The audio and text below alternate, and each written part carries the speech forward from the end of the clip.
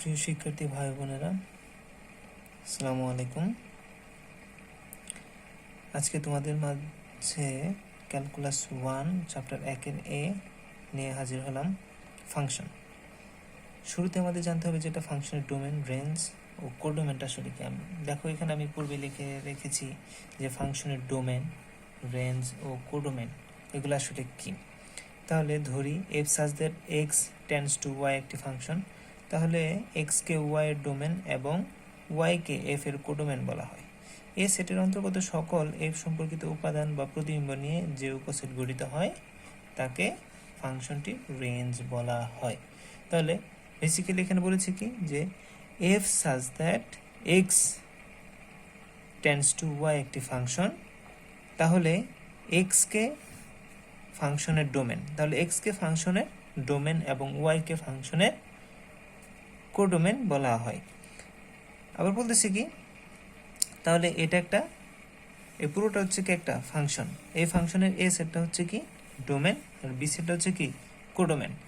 সকল রেঞ্জের সকল উপাদানই কোডোমেন, কিন্তু কোডোমেনের সকল উপাদান রেঞ্জ নয়। এটা আমাদের খেয়াল রাখতে হবে যে ওয়াই সেটের অন্তর্গত সকল এফ সম্পর্কিত, তার মানে কি এই যে বি সেট রয়েছে, এই বি সেটের অন্তর্গত সকল এফ সম্পর্কিত। তাহলে এখানে কার সাথে? এগুলোর সাথে যেগুলো সম্পর্কিত রয়েছে বা এদের সাথে সম্পর্কিত যে সকল উপাদান কি করেছে, প্রতিবিম্ব গঠন করেছে বা ইমেজ কি করে, ইমেজ গঠন করে, তাহলে তাকে ফাংশনটির রেঞ্জ বলা হয়। আবার আমরা খেয়াল করি যে ওয়াই সেটের অন্তর্গত সকল এফ সম্পর্কিত উপাদান বা প্রতিবিম্ব নিয়ে যে উপসেট গঠিত হয় তাকে ফাংশনটির রেঞ্জ বলা হয়। তাহলে রেঞ্জটা হচ্ছে কি যে এখানে আমাদের এক্স বা এ সেটের সকল উপাদান, তাহলে ওয়াই সেটের যে সকল উপাদানগুলো কি সম্পর্ক স্থাপন করে ইমেজ তৈরি করে বা উপসেট তৈরি করে তাকে ফাংশনটা রেঞ্জ বলা হয়। রেঞ্জকে আর এফ দ্বারা, ডোমেনকে ডিএফ দ্বারা এবং কোডোমেনকে কোড এফ দ্বারা প্রকাশ করা হয়। আশা করি তোমরা সবাই বুঝতে পেরেছ।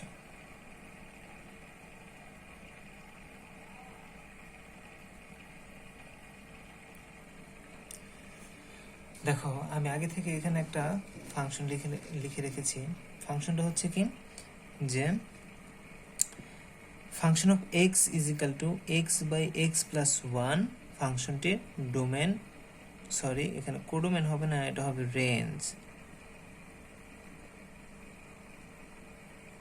রেঞ্জ নির্ণয় করো। তাহলে প্রদত্ত ফাংশনটা হচ্ছে কি, function of x f of x is equal to x by x plus one. এটা হচ্ছে কি একটা ভগ্নাংশ ফাংশন। এটা কি একটা ভগ্নাংশ ফাংশন। এই ভগ্নাংশ ফাংশনের আমরা যদি ডোমেন, রেঞ্জ নির্ণয় করতে যাই, আমাদের একটা বিষয় খেয়াল রাখতে হবে যে এই ফাংশনটাকে কিভাবে আনডিফাইন করা যায়। এই ফাংশনটা কিভাবে আনডিফাইন করা যায় মানে অসংজ্ঞায়িত করতে পারি। আমরা জানি যে সামথিং বাই জিরো যদি হয় তাহলে সেটা হবে কি আনডিফাইন। তাহলে আমাদের কি করতে হবে যে হরটাকে যদি আমরা জিরো বানাতে পারি তাহলে আমার এই ফাংশনটা কি হয়ে যাবে, বা এই ভগ্নাংশটা আমার অসংজ্ঞায়িত হয়ে যাবে।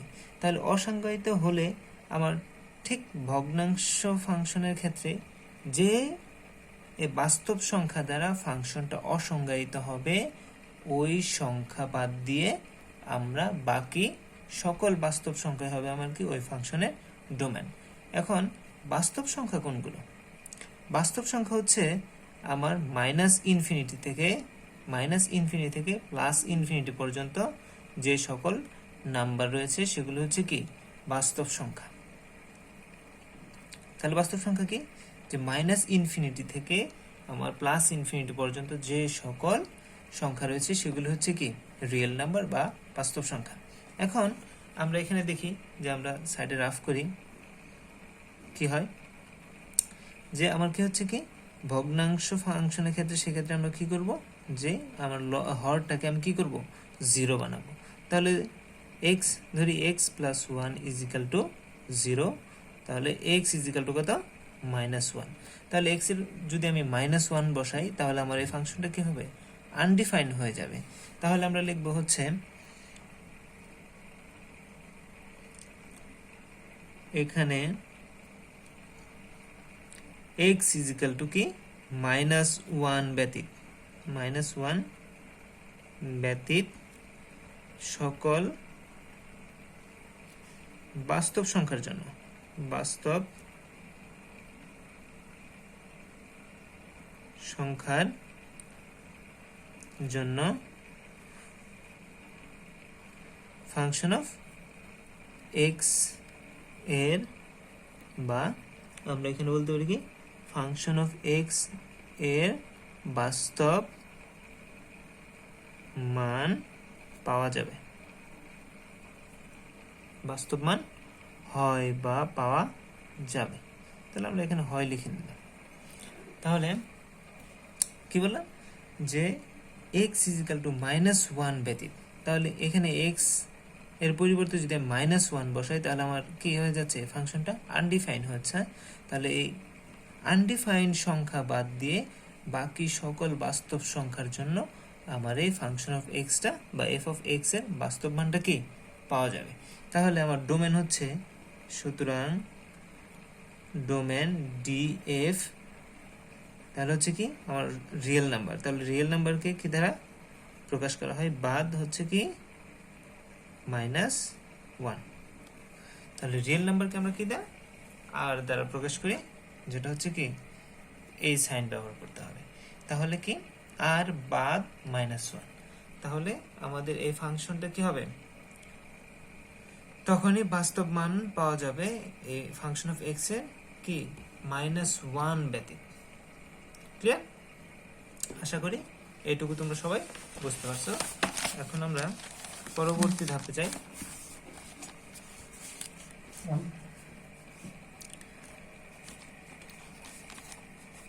আবার আমরা এখন রেঞ্জ নির্ণয় করব। এখন আমরা কি করব, রেঞ্জ নির্ণয় করব। তাহলে হচ্ছে